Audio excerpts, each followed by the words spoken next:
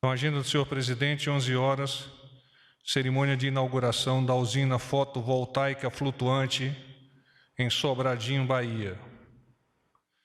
O governo federal, por intermédio da CHESF, Companhia Hidrelétrica do São Francisco, inaugurou hoje a primeira etapa da usina solar flutuante em Sobradinho, Bahia. O maior projeto de geração de energia flutuante instalado em reservatório de hidrelétrica do país. O ministro das Minas e Energia, Bento Albuquerque, e o presidente da Eletrobras, Wilson Ferreira Júnior, ressaltaram que este é um marco no início de uma nova era na geração de energia elétrica no Brasil. A partir dessa experiência, o governo federal pretende fazer leilões para concessão à iniciativa privada. Às 16 horas, o senhor presidente, na verdade não foi 16 horas por questões de atraso no seu retorno, ele recebeu o Abraham Weintraub, que é o ministro de Estado da Educação, que veio trazer-lhe projetos em andamento e projetos futuros daquela pasta. Como de norma, nas segundas-feiras, o presidente vem recebendo o ministro Paulo Guedes e o ministro Abraham Weintraub.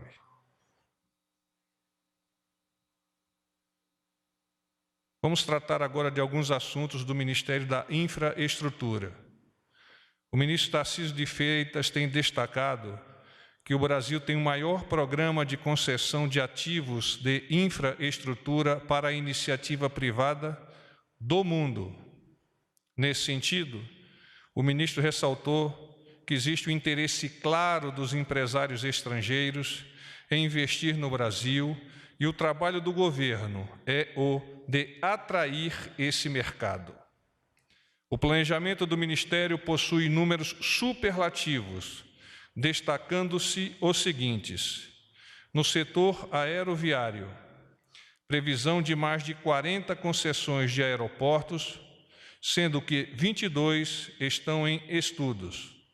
Setor aquaviário, leilões de 2 terminais portuários em Santos e 1 em Paranaguá, no próximo dia 13 de agosto.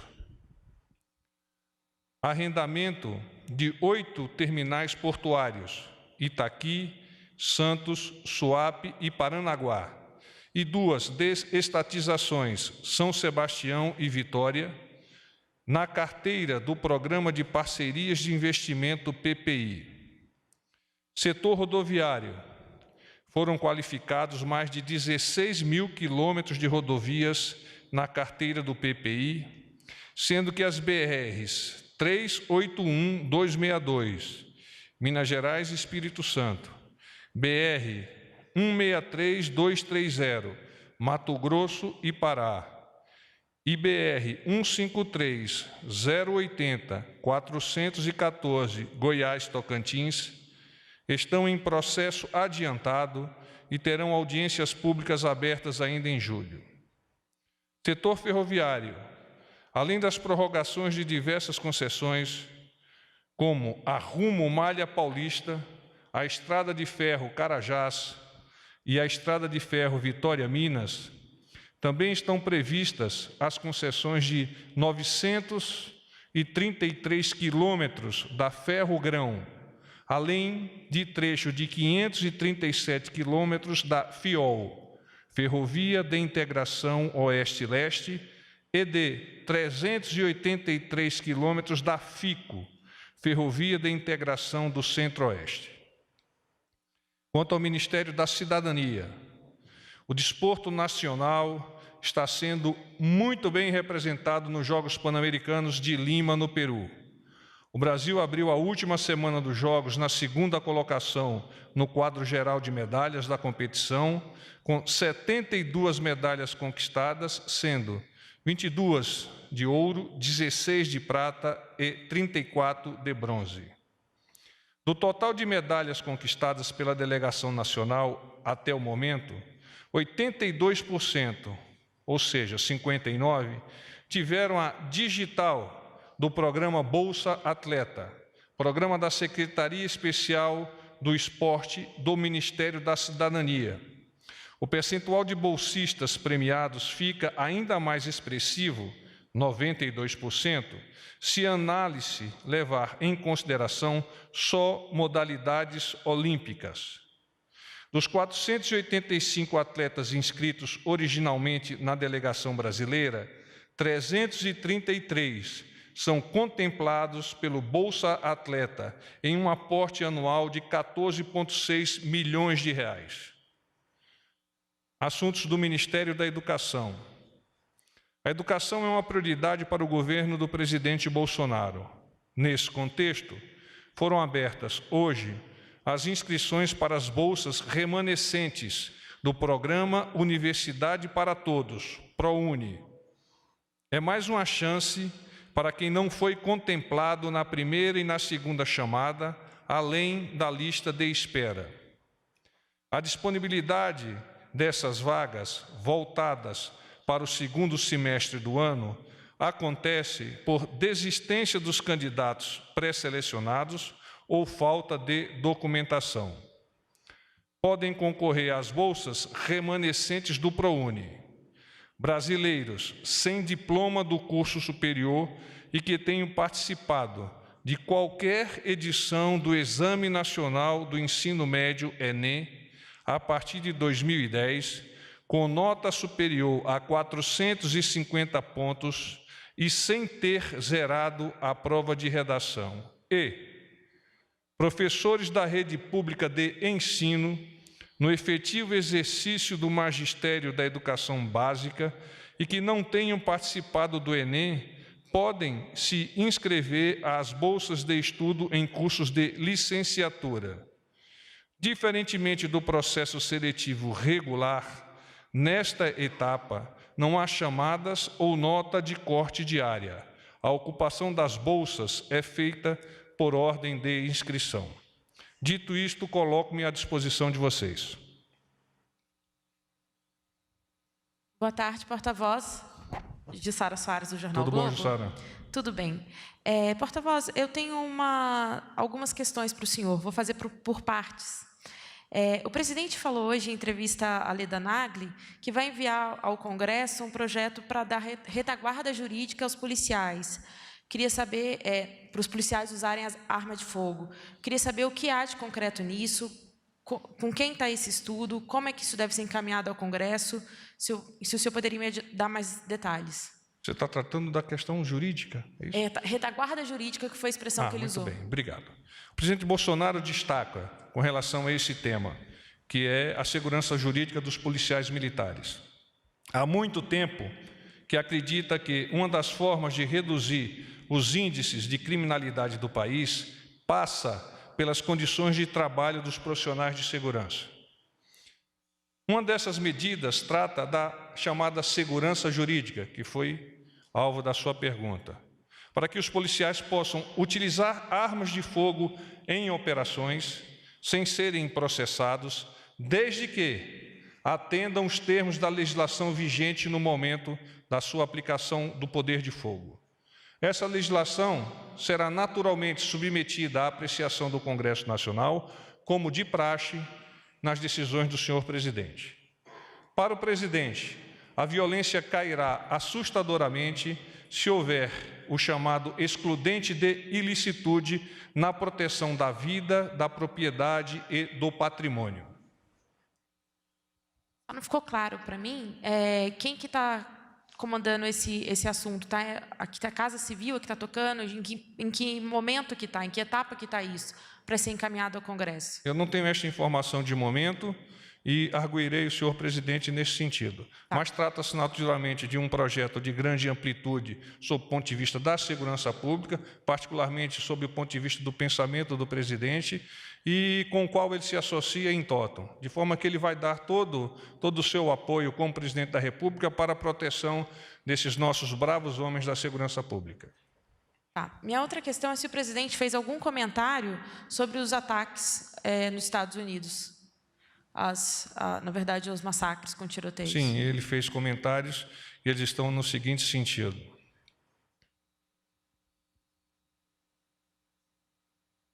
Deixe-me encontrar os comentários aqui. O presidente se pronunciou sobre as tragédias nos Estados Unidos no seguinte termo, abro aspas, lamenta ou lamento. Já aconteceu no Brasil também, e nós temos preternitamente ações, lembrem-se daquela questão lá de Realengo. Agora, não é desarmando o povo que você vai evitar isso aí.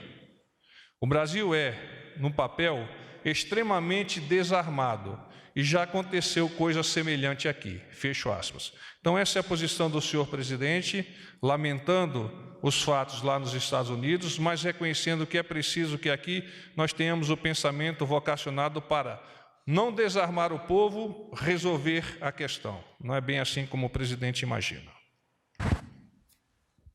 Agora uma questão mais de agenda mesmo. A gente já tem confirmado quais são as próximas viagens do presidente, nessa semana e na próxima? O que a gente já tem Amanhã o presidente vai a confirmado? São Paulo. Tá? Nos próximos dias eu posso alavancar a agenda, mas de momento a informação que eu posso passar-lhes é essa viagem a São Paulo em 2 momentos, na cidade de São Paulo e na cidade de Itapira.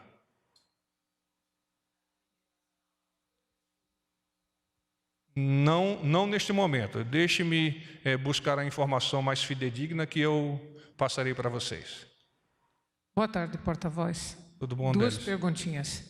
Uma, se o presidente fez algum comentário, manifestou alguma repercussão sobre a indicação de Dacton Policarpo para presidir interinamente o INPE, no lugar de Ricardo Galvão. Então, quanto a este tema, Délis, ele não fez nenhuma proposição, encontra no suporte do ministro astronauta Marcos Ponte essa decisão que é temporária, como você mesmo adiantou, porque a decisão final passará por um conselho, e, na verdade, a análise de 3 nomes que passarão por um conselho e, a partir desta análise, nós teremos a nomeação da pessoa finalmente. Mas o presidente está satisfeito com a mudança?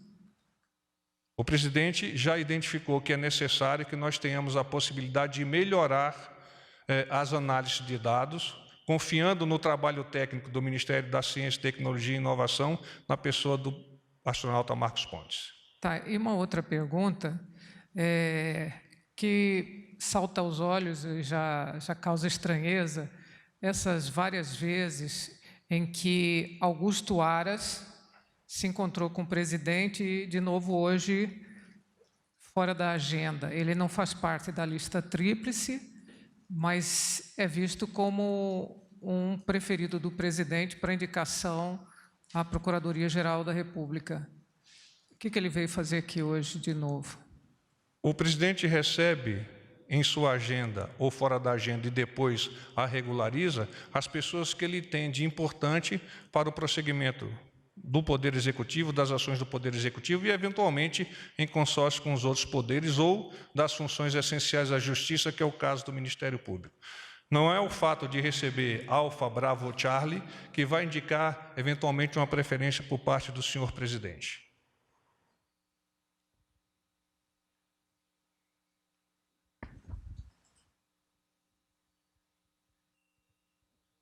Porta-voz, Renan, do Valor Econômico. Como vai, Renan? Tudo bem? Tudo bem? Eu queria entender se o presidente já tem alguma posição sobre a mudança na direção do COAF, se ele está discutindo isso nesse momento com o ministro Sérgio Moro e se já há uma indicação de que isso deve, enfim, ser alvo de substituição do executivo aí.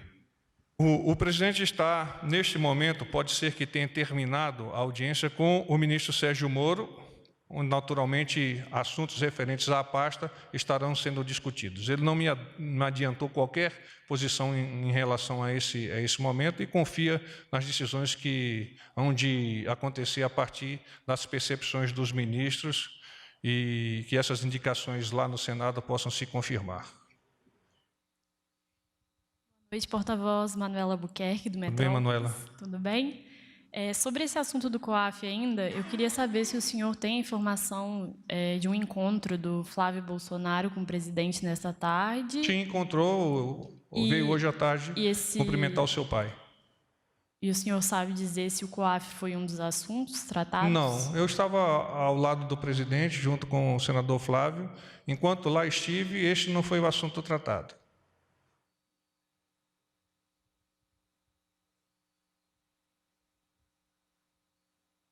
vocês esperarem um minutinho, eu tenho uma informação, mas vamos lá à pergunta.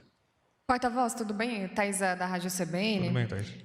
Complementando essa pergunta do Renan, o senhor falou que agora ele está reunido com o ministro Sérgio Moro. Ao menos estava. Quando eu saí do gabinete do presidente, o senhor ministro da Justiça e Segurança Pública lá se encontrava.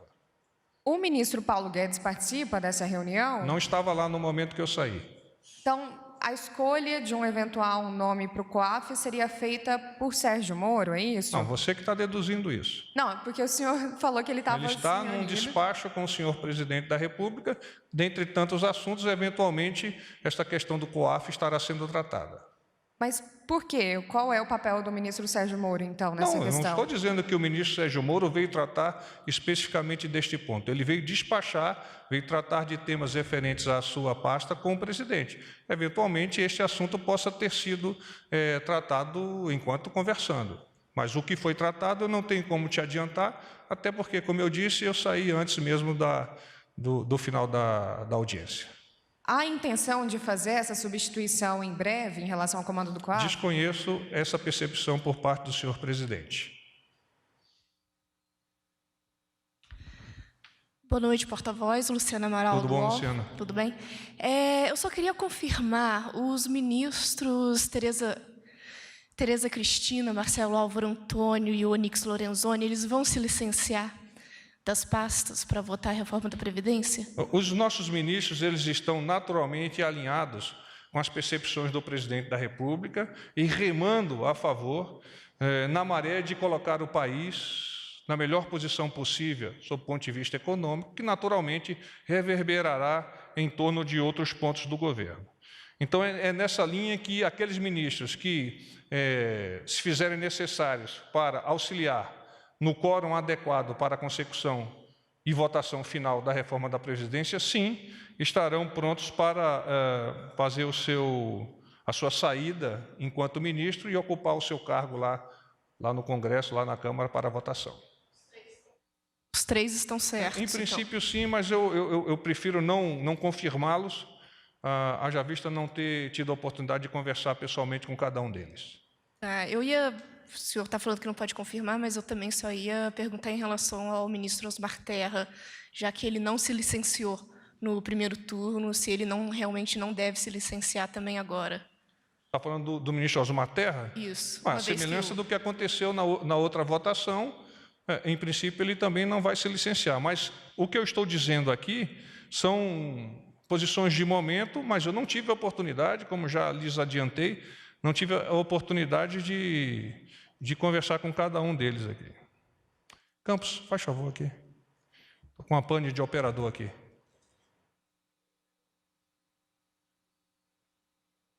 São tantos celulares, a gente desconhece como é que desbloqueia o celular. Sinal que é uma boa notícia, né?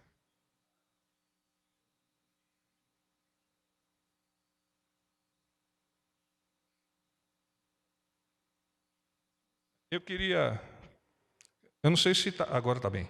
Eu queria adiantar para vocês uma audiência que o presidente Bolsonaro haverá de participar nos próximos minutos com membros do Ministério da Economia. Então, é a antecipação da primeira parcela do 13º dos benefícios dos aposentados e pensionistas do INSS, cerca de 21 bilhões de reais. O presidente Bolsonaro é o primeiro presidente a estabelecer em lei referido benefício, que é de aproximadamente 30 milhões de beneficiários em todo o país. Esse ato hoje assinado, além de aquecer a economia, proporciona a segurança e previsibilidade para os aposentados que terão a garantia e a certeza de que receberão essa antecipação todos os anos. Deixa de ser uma política de governo e passa a ser uma política de Estado. O presidente tem uma preocupação exacerbada com relação aos nossos aposentados, porque encontra neles a experiência pretérita que nos trouxe aqui e que vai nos permitir avançar de forma bastante adequada para um futuro com a estrada descortinada e asfaltada no padrão do Ministério da Infraestrutura tem feito lá no Pará, etc. Um belo de um asfalto, levando a um futuro promissor. Posso? Além dos números, eu queria que o senhor confirmasse qual que é o ato, qual é a medida que... É uma medida provisória. É uma medida provisória. Sim. Mas ela já foi assinada hoje? Vai ter algum evento? O secretário Rogério Marinho está, juntamente com o ministro Jorge, indo ao encontro do presidente para a efetivação disso. Tá bom. 21 bilhões delas, você me perguntou, e vai atender aproximadamente 30 milhões de beneficiários em todo o país. Todos os aposentados? Então, ou tem uma aproximadamente categoria, 30 milhões de beneficiários em todo o país. é a categoria que ganha menos? Teles, é o que eu tenho aqui. Agora, é de bom ouvido que vocês aprofundem o tema. Essa primeira parcela, o senhor já sabe aí quando sai? Ele vai assinar agora, provavelmente em agosto, com pagamento em setembro. Eu estou falando provavelmente porque não tenho dado, tá bem? É preciso que vocês Só para confirem. ficar claro, essa antecipação é o quê? É 50%? É o valor total? Isso para mim você não sabe ainda. Jussara, eu não sei. Tá. Eu estou adiantando o tema para promover em vocês a ânsia de descobrir novos dados.